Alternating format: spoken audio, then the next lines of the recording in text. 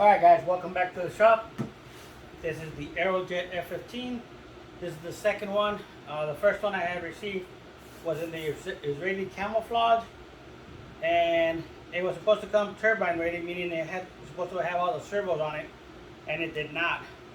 And there was an improvement after that where it included the lights for the tail, the top of the vertical fins, the wings, and the afterburner. So I just said, you know what, just get me the other one. So then without further ado, here's the second one. I saved you guys the trouble of looking at me throw the box open and empty out the box. This one already has all the wires connected, so I'll disconnect this later on. But I mean, one of the first things I always do is I take out the fuel tanks, and I check the hardware, and I make sure that they have safety wire. I can't pull this one apart yet. It has the wire there. Here, it has a servo for the speed brake, so it's electric speed brake instead of having a air cylinder or anything else. It's just a direct servo right there. It's already plugged up. You can see the servo, GDW metal gear, very strong metal gear. It could be HV up to 8.4 volts. And let me disconnect it here. I don't want to drop the lead. But I will show you that the tank's already in there for you. The brakes controller and the retract controller are already there for you. The landing gear door controller. Here, let me flip it on the side a little bit here. Put the hatch while I flip it on the side.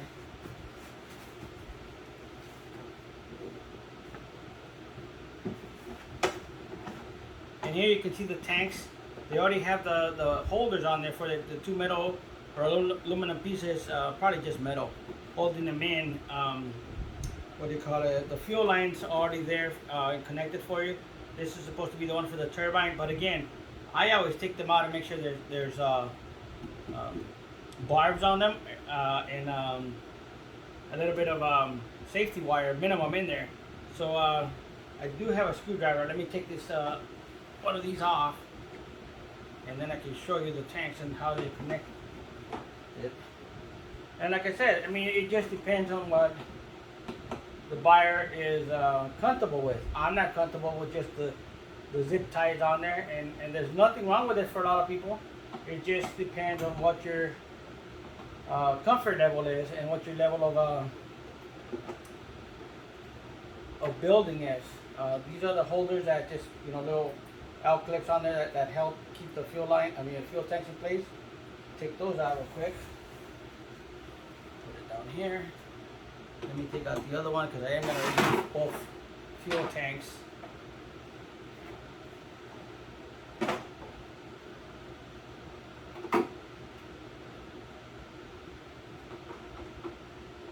And you got servo operated landing gear doors.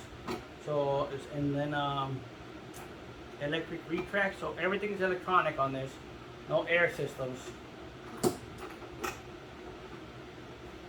Go ahead and take out that, and now I can remove at least one, if not both of the tanks, real quick. These are contoured to fit in top of the wheel well, in top of the landing gears, landing wheel. So let me see if I can get it out with the landing gear in there.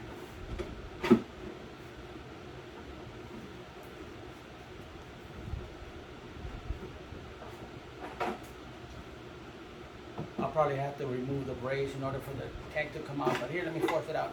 Yay, here's one of the tanks out.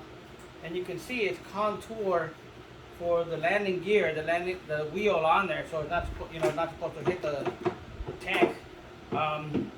If you look at it, it's already plumbed, but guess what? Like I mentioned, it's got zip ties, and I don't like those. It did take some force, but they did come out. So I mean, I'm going to replace those, and I'm going to check the plunk, make sure it's all the way down, and then go ahead and fix the wheels. One of the main things that I always tell you guys about the clunks, and I don't know if you can see it, let me grab a flashlight here. This clunk, oh, there it goes, it just dropped. It was curled up in the front, it was up here. and it just literally finally dropped. And that's when I tell you guys that maybe you should cut it in half and put a piece of brass tube in there just to keep it from folding back up. This one was actually folded up like this. The plunk is right here right now. And that's not what you want to happen. If you're doing a loop and when you come back down and the clunk goes to the front, you're gonna flame out, or it's gonna run out of fuel here, and it'll take a while for your UAT to empty, but you will flame out. And that's one of the main reasons I always tell you to check the tanks. Is there anything wrong with the way they did it? It's okay. It's not best practices. So it just depends on how comfortable you are with your fuel system and how you want it. Like I said, there's 3 tanks in here. There's one. The other tank is over here on the side, and the speed brakes keep falling off because it's being held on with a. Let me just unplug it. I'm gonna have to dig for that servo lead later on, and I'm not gonna like it, but oh well. I'm gonna have to have it removable anyway because I don't want it in there permanently. I want to be able to take it off whenever I want to. If anything, I might put one of those plastic keepers on here to connect the servo wires. And I'm having a hard time finding the end of the tape. Here it is. So I'll go ahead and remove that. And when I remove that, I'm going to tape the servo lead up here so it doesn't fall down and then have to be fishing for it. So there's the speed brake removed. Let me get that out of the way. Just put it out of sight, out of mind. And then struggle to get the other fuel tank out. There we go.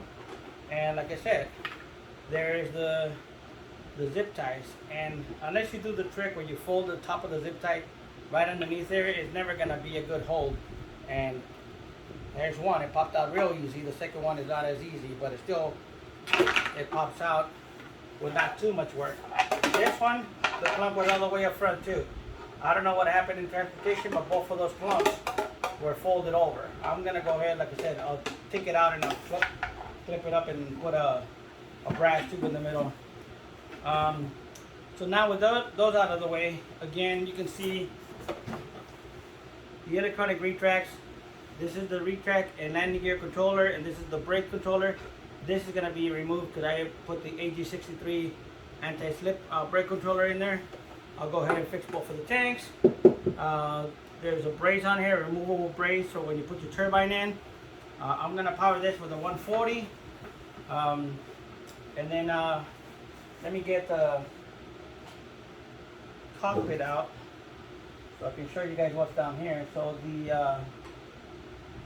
the seat has a screw on there to remove the seat by itself, and the ones on the sides on the rails to remove the cockpit is they are Phillips, and the one to detach the seat from the cockpit is like one of those star ones with the security key in the middle. I don't know why they decided to put that in there, but guess what? Doesn't matter. I'll move this a little bit forward and see if I can get it out. I don't want to force it too much because I don't know how it comes out yet. And I certainly don't want to break anything. There we go. Slide it forward.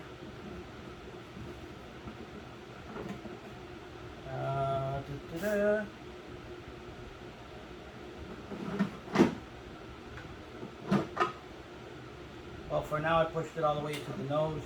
All the servo leads are right here, so that means that's where they want you to put the receiver, right here.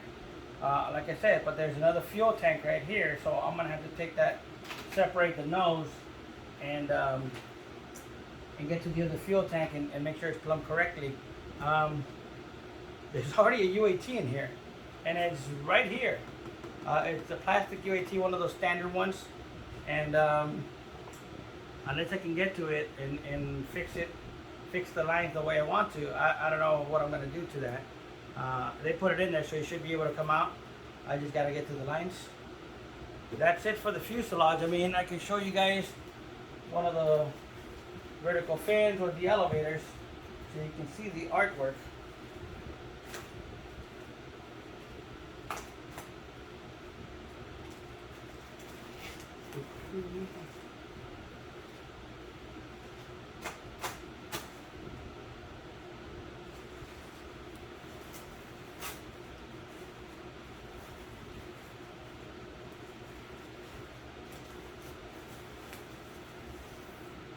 And here is one of the elevators actually. This is the right elevator.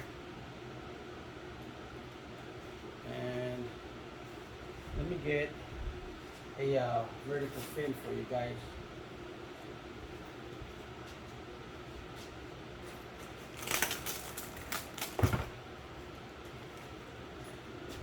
Here is I can tell this is another elevator because I can see the claw through the packaging right there. This is one of the vertical fins, most likely the right hand side.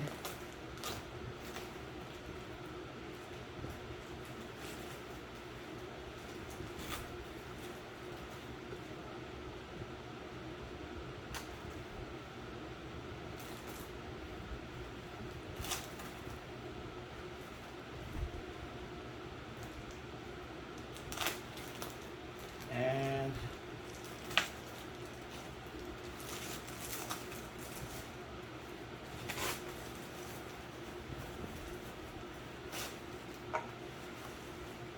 check out how beautiful this design is.